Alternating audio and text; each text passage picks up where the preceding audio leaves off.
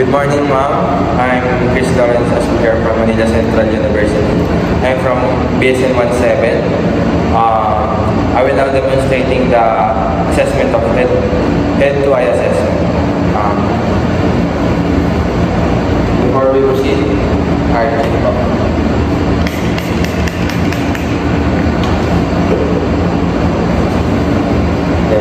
provide privacy like closing the curtain. Now,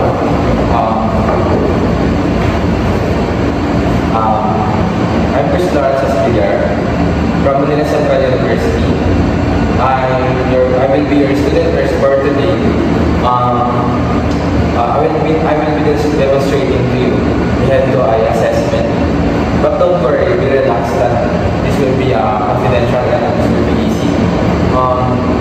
I want you to may listen to me everything that I will say. Okay? May I know your name, ma'am? I'm Shaina. Okay,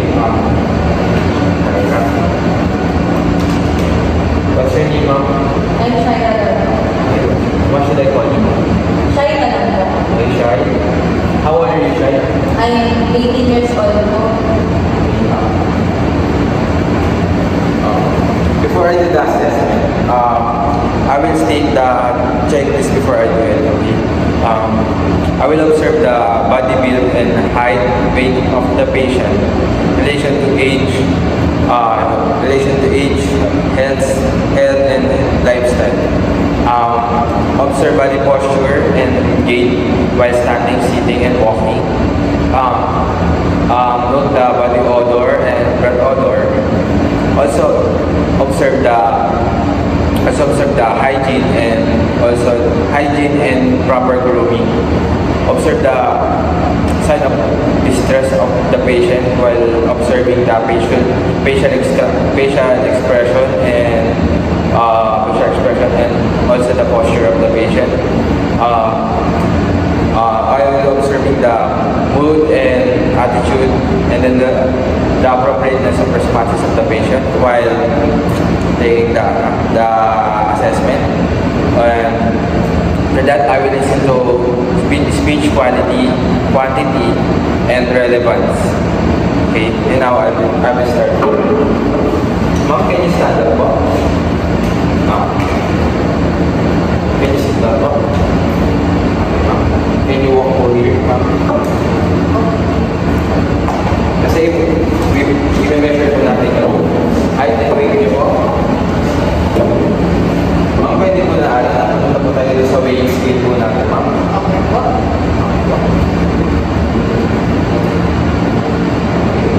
Then your height.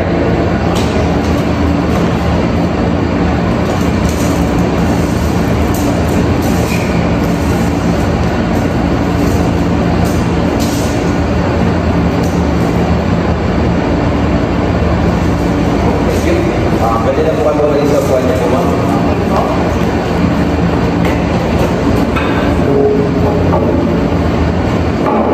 And after that, I will document the findings after I took the information about our client or patient. Okay, the client will nourish average height for age and weight. Okay, maintain upright posture and your gait is strong and steady. The client appears calm and also clean. No body odor and breath odor. Client is calm and no visible pain. Client is cooperative and attentive.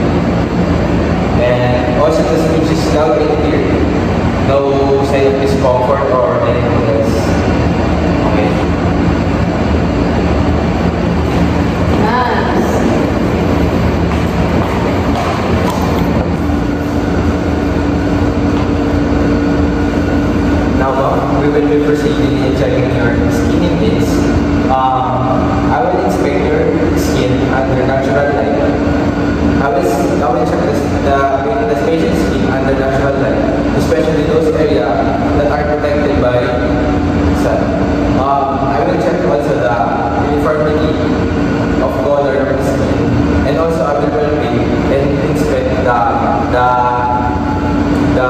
skin moisture.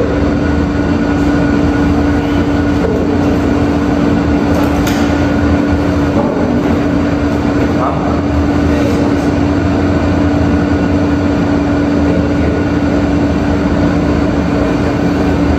Ma'am, can you, lift your hand? I will check the age, the color of the skin, and also I will palpate the skin moisture.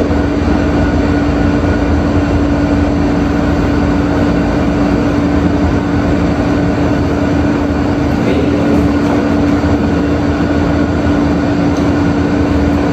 After that, I will palpate the skin using my back of my finger. I will palpate and get the skin temperature of my patient. Ma'am, can you give that?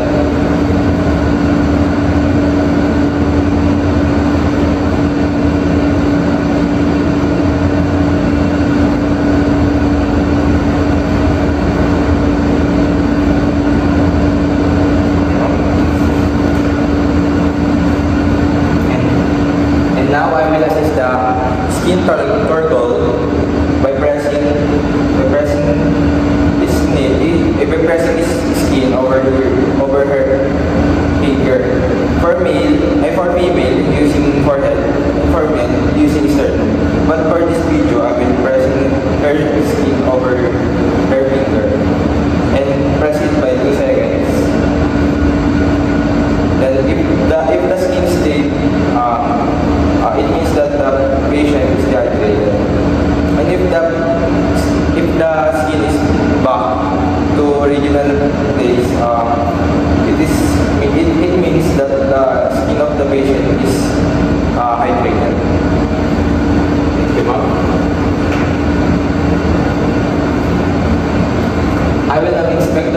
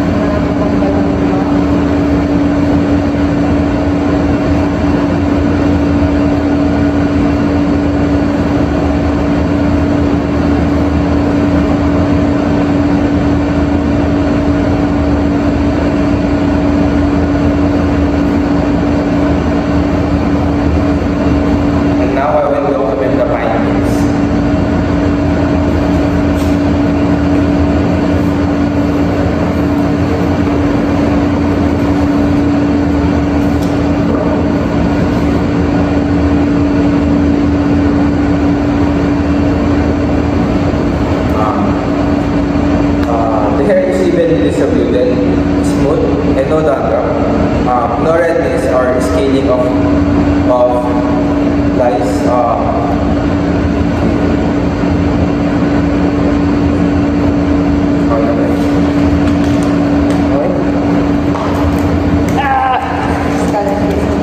Daw dandruff daw, pero yung pinakasakot ng ulo ko. Ay, may ano, parang ko diba ito, ibabalik natin tapos babalik ulit kasi di ba kung tayo. Ay, ang mag-grab sa'yo. Nabigod siya. Friend. Thank you.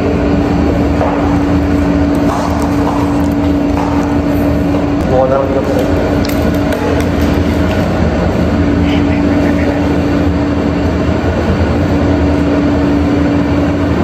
Now, ma'am, I will be assessing your skull and face. Okay? And before we proceed, I will spray alcohol in my hands. And I will wear gloves to provide cleanliness and also to prevent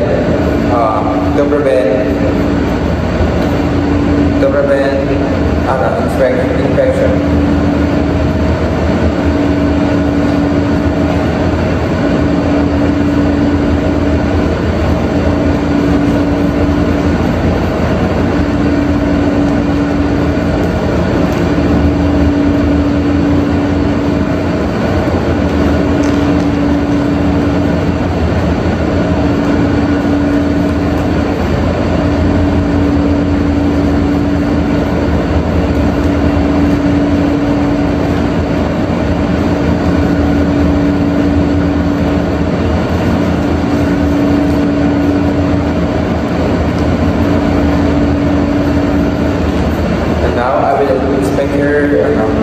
Hair skull, symmetry, size, and shape.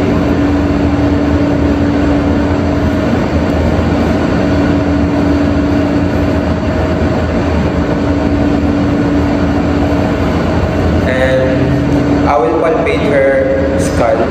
There's nodules, masses, and also depression. In circulating motion, gently circulating motion, I will palpate the in front to the back of her midline and also the each side of her skull.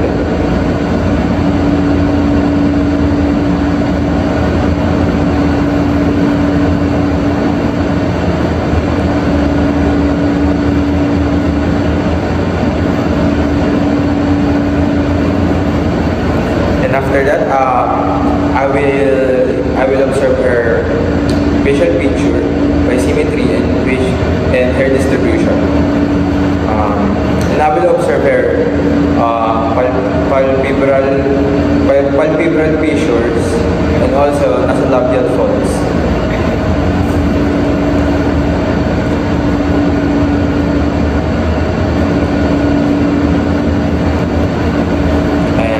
After that, I will ask my patient to do some facial movements such as, ma'am, is it okay to raise your eyebrows? Ma'am, raise your eyebrows po. Close your eyes tightly. Puff your cheeks. Smile po, ma'am. And also, show your teeth, ma'am. And after that, I will document the findings.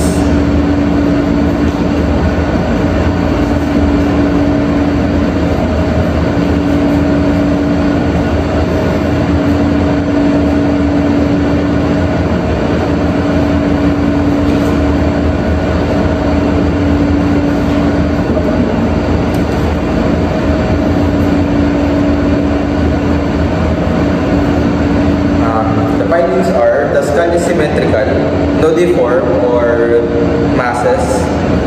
Facial features are asymmetrical. Client can do facial movement such as raise eyebrows and many more. And it seems normal. Okay, it seems normal.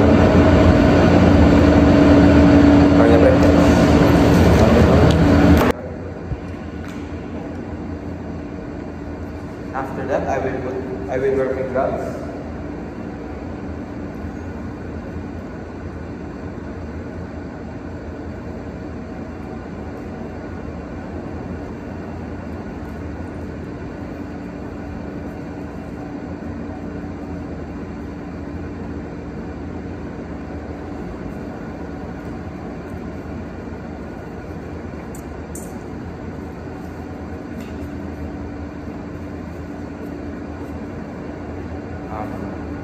I will inspect your eyebrow and eyelashes hair distribution,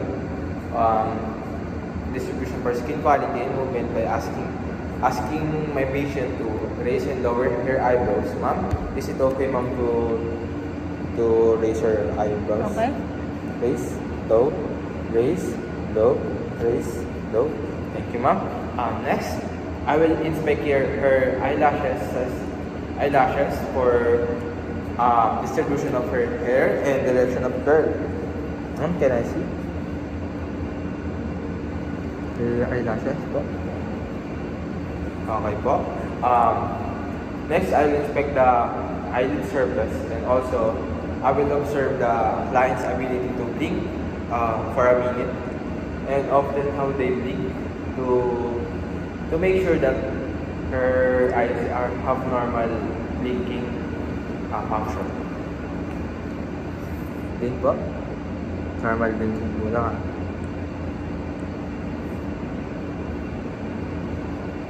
Okay, ma'am. Next, I will inspect her bulbar conjunctiva for I will inspect its color, texture, and lesion. And I will use my index and thumb finger. Ma'am, is it okay, ma'am, to remove your gas po? Okay, ma'am, thank you. I will put my index finger and thumb. Up po, low, baba po, side po ulit, kabilang side. Thank you po. Next, I will inspect the palpebral conjunctiva by everting the lower eyelid to check the color if there's a jaundice, pallor or redness po. Kindly look up po. Thank you, ma'am. If there's a problem, I will avert the upper eyelid using my cotton. Okay. Then I will pull the lashes. Then pressing the and inspect it. Okay. Left, I will put the lashes again, put over 1 centimeter away, over 1 centimeter in lead marking. Okay. I will inspect and palpate the lacrimal glands by using the tip of my the tip of my index finger, and I will observe for any abnormalities such as edema and pallor, jaundice, anything else?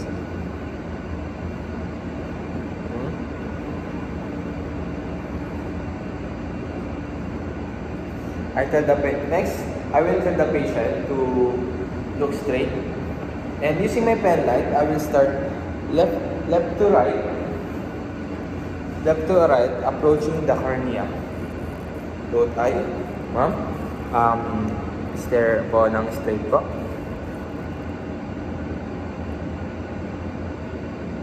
Kabila naman po.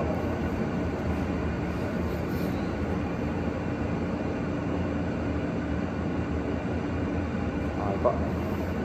Next, I'll perform the cornea sensitivity by asking him po ulit na I will asking her to look straight, and I will touch the corner of I will touch her eye. Po. Dito po. Ano po?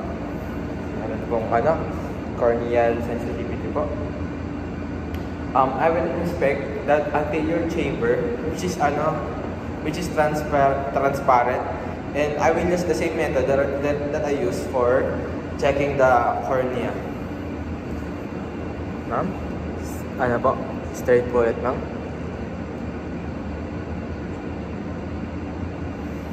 Kabila naman po ngayon.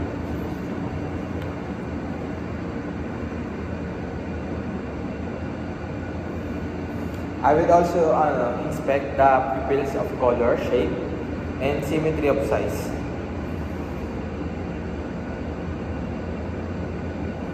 Okay, I will assess each pupil's direct if it's consensual reaction through the light by the darkening of the room. I will ask the patient to look straight ahead using pen light. I will put the light in her pupil and observe its constriction. Ma'am, sa total po na patayin po natin yung lights pa. Okay.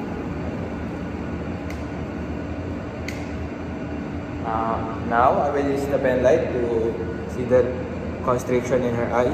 Ma'am, look po tayo ng straight lang pa.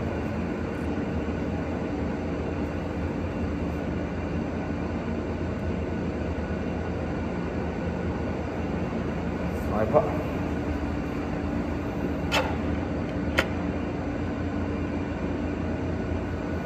Ito naman po sa kabila. Ayan po, may nakikita po tayong pag-constrict po sa mata niya.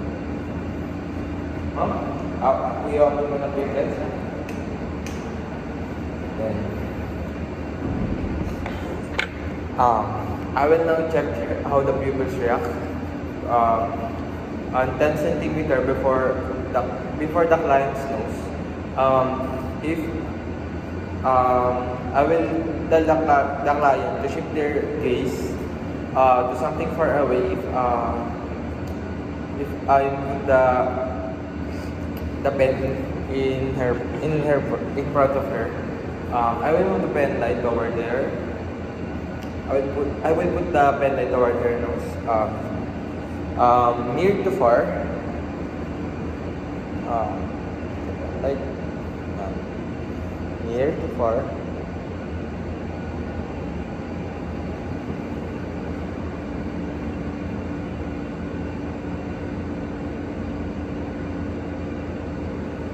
Okay.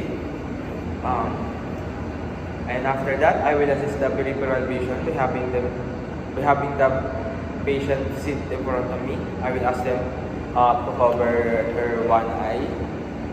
It is opposite. If the patient cover her left eye, I will cover my right eye. Then opposite again. If the patient cover her left eye, I will cover my left eye.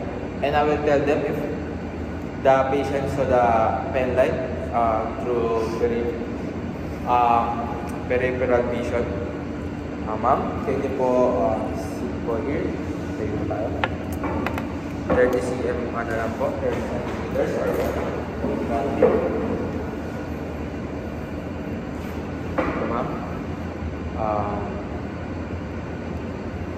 Ito po. Cover po natin yung natin yung right eye po natin ma'am. Ito po, tingnan po natin. Sabihin po natin pag nakita natin nakita na po. Okay ma'am. Sa may kabila naman po. Ito po, tingnan po natin Ito, tingnan po natin kung nakita na po natin. Okay na po. So ma'am, after that,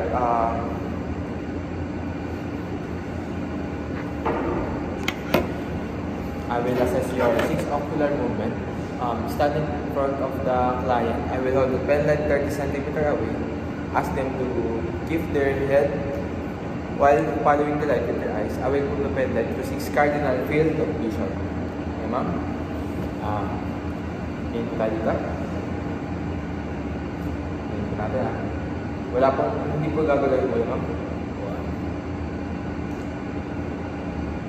Ito po. Ito po, may ginawa natin yung coordination mo. Ito po.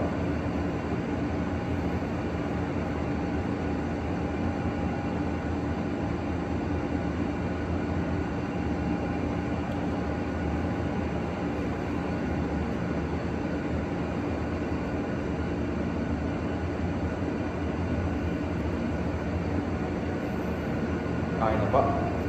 And after that, I will assess the vision of my patient. But I will give her something to read, and then she will recite it to me. To clarify if she can see if she can read near vision, okay, about 36 centimeters away or 14 inches. Okay, ma'am, can you read this book? Okay. Cat, dogs, squirrel, Okay. monkey, dandelion, Okay po. tangerine, Okay po. apple, Okay po. apple, mango, Okay po. mango grapes, Okay po. mangosteen, Okay po. tangerine again, movements, structures, distribution, eyebrows, curl, scalp, infection, ears. Okay po. Ma'am, okay na po yan, ma'am. Thank you po. After that, I will assess po yung distance vision niya po. Then I will assess the distance vision of my client. I will have them stand or sit over 20 feet away from the snellen chart that we will use over there. Over there, the snellen chart. I'll ask her to read some letters and recite it to me. I will record the 3 readings, which is the right, left, and both eyes. The denominator indicates the poorer of the vision. So it is necessary for us to check the vision. Okay, ma'am, can we ano po? Ngayon po tayo doon sa sliding chart po natin.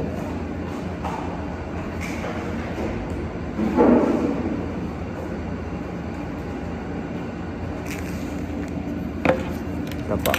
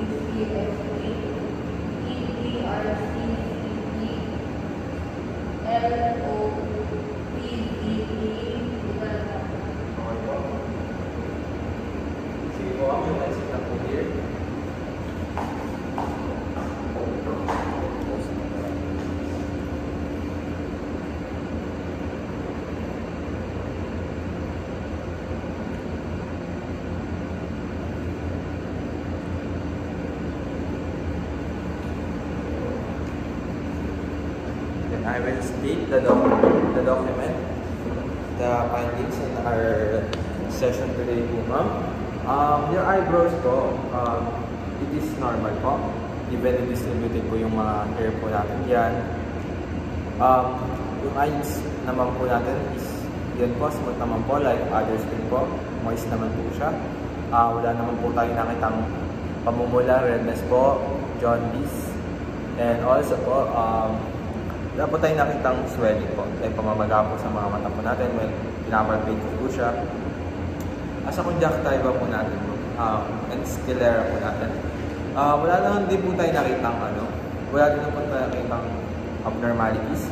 It's normal po na dapat pink or moist. Wala po tayo nakitang redness, no sign of pallor din po or anything. Then yung pupil niya naman po, nag-react naman po siya sa light. Round naman po siya, even po siya, kaya po makapag-accommodate. Maganda po yung coordination niya po sa mga pinapagawa po ng procedure po sa kanya. I use Perla po to direct, to check the cornea, the pupil, consensual response po natin sa yung pag tinarget ko yung room, tapos pinapflashlight ang, i-use ko po yung Penland ko po. Then after that, yung sa may Snelling chart naman po natin, yung eye niya po sa right eye, 120 po. Tapos yun sa left eye po, nasa around 100. With corrected lenses po. Okay po. Mami, mga tanong po kayo. Wala naman ako. Okay po. Thank you po sa cooperation po. And see you po. Yun lang Thank you po.